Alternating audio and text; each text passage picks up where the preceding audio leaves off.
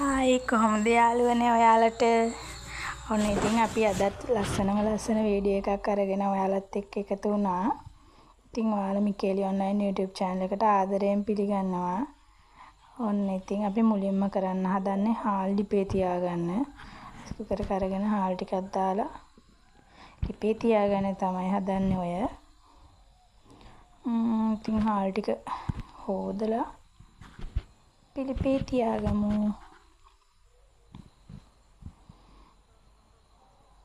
ඇත්තටම ඉතින් කඩේ තියෙන හාල් හොඳට හොදන්න ඕන. අපි ගෙදරින් ඉතින් කෙටුවොත් නම් ඉතින් අපි දන්නවනේ කොහොමද කියලා වේලන විදිය මේ හාල් මේව කරන විදිය ඉතින් අපි කඩෙන් ගෙන එහෙම දන්නේ නැති නිසා ඉතින් ඒ හොඳට හොදලා හාල් ටික ලිපේ තියාගෙන තමයි යන්නේ ඔය. මිකේලි බබා ඉතින් ඔයගේ වැඩවලදී මගෙත් එක එකතු වෙන හරි කැමති. ඉතින් එයාව වඩාගෙන තමයි ඔය දේවල් මම කරන්න ඕන. ඉතින් අපි බලමුකෝ අද දවල්ට මොනවද හදන්නේ කියලා. ඔන්න මල කිරට හදන්න තමයි ඔය හදන්නේ. ඉතින් මුලින්ම රාම්පේ එකතු කරා, ඊට පස්සේ කුරුඳු පොතු එකතු කරා. දැන් මේ එකතු කරන්නේ 3-5 පහෙන්දි භාගයක් වගේ තමයි එකතු කරන්නේ.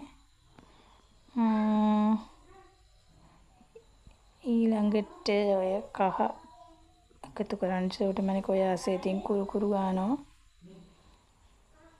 මම ඉතින් ඒ දිහා බලන්නත් එපා. නැත්තම් ඉතින් හොඳ නෑනේ.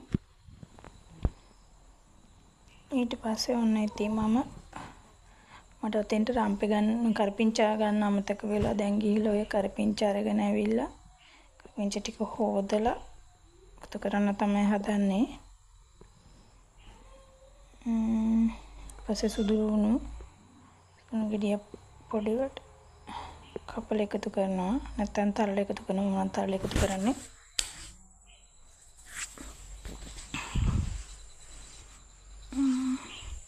ඊළඟට මිරිස් කරලා අපේ ගෙදර සුදු මැණික ඉතින් කන්නේ නෑනේ මිරිස් වල වැඩි. ඒක නිසා ඉතින් ඔය මිරිස් කරලක් තමයි අපි දැන් එළවලු වලට දාන්නේ. කිරට හදන හැම එළවලුවකටම එක මිරිස් කරලා ඉතින් දාන්න නැත්තම් භාගයයි. ගොඩක් මිරිස් වලට තිබුණොත් ඉතින් එයා කන්නේ නෑ. දැන් ඔය ලුණු එකතු කරනවා.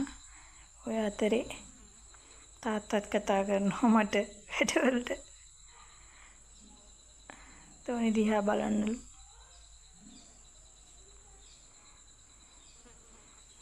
ඔන්නවගේ ලුණු ටික එකතු කරගත්තා.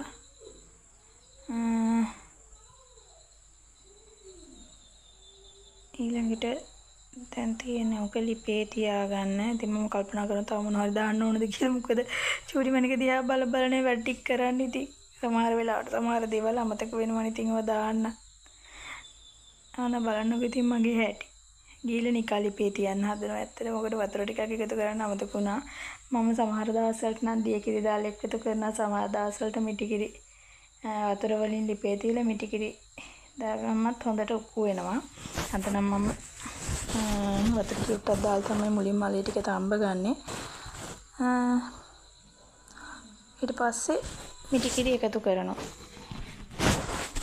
මොකද මම පොල් කිරි බ්ලෙන්ඩර් කරලා ගන්න නිසා එහෙම ප්‍රශ්නයක් වෙන්නේ නැහැ ලොකුවට. අන්න ඉතින් මම දැන් පොල් ටික ගා ගන්නවා කිරි ටික එකතු කරන්න. අතරේ චූටි මණික පොඩ්ඩක් සනීප නැතුව ඉන්න නිසා හරි අමාරුයි ඉතින් ඒත් එක වැඩ කරගන්න. පොල් කිරි ටික බ්ලෙන්ඩර් කරලා මම ගෙනාවා.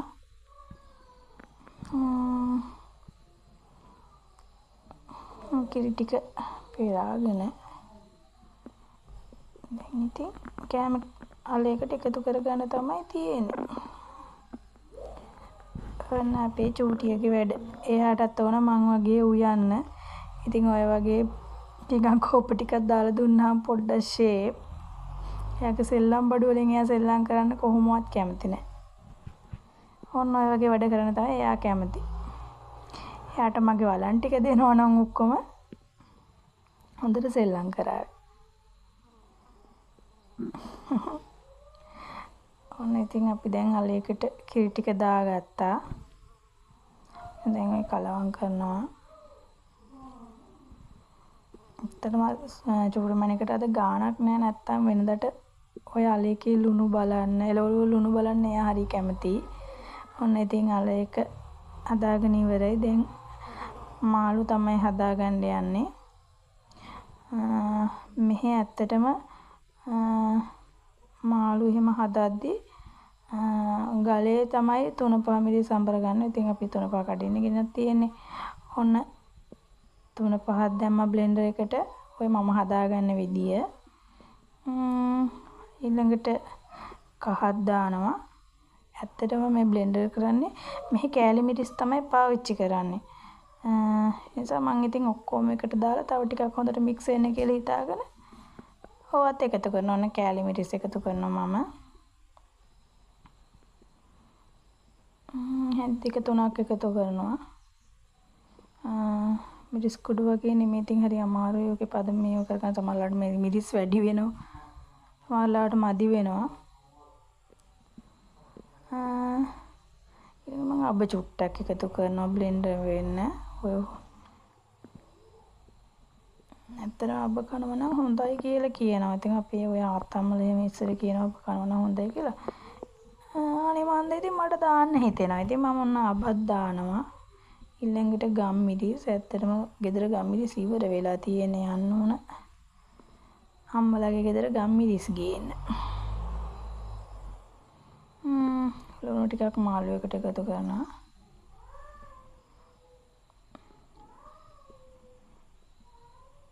ඊපස්සේ මේ ටික හොඳට බ්ලෙන්ඩර් කරගන්න ඕනේ. ඔන්න බ්ලෙන්ඩර් කරන් ආවට පස්සේ දැන් ඔය ටික හැමම දාලා හොඳට කලවම් කරලා විනාඩි 5ක් 10ක් විතර වහලා තියාගන්නවා මම. හොඳට කලවම් කරලා. ඉතින් ඔයාලා දන්නවනේ පොඩි කෙනෙක් එක්ක ඉන්නකොට හරි අමාරුයි වැඩ කරගන්න. ගත වෙන හැම තප්පරයක්ම ඉතින් වටිනවා. විනාඩි 5ක් විතර තියලා තර මේ දවස්වල අපේ ගෙදර පොල් තෙල් ඉවර වෙලා එක්ස්ට්‍රා වලින් තමයි කෑම හදන්නේ. මම එක්ස්ට්‍රා හන්දක් විතර දාගන්නවා.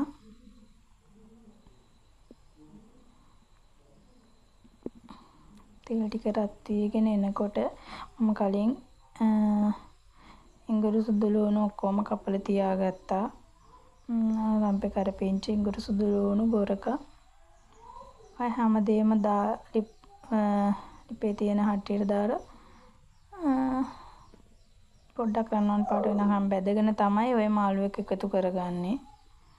මොනවා මාළු ටිකක් එකතු කරලා චූට්ටක් වෙලා තැම්බෙන්න තියෙනවා.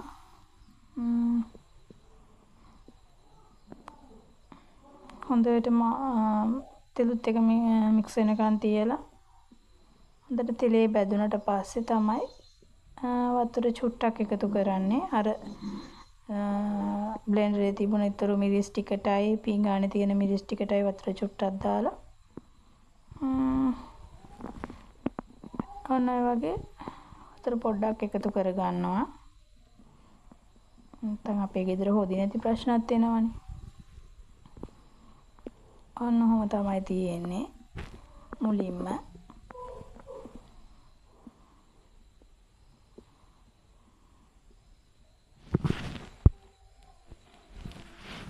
ඊට පස්සේ ඉතින් මම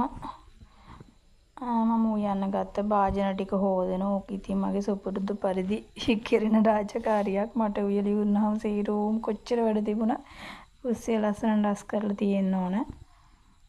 මොකද ඉුවේ නෑ වගේ තියෙනවා. එතකොට තමයි මගේ හිතට සනසීමක් දැනෙන්නේ.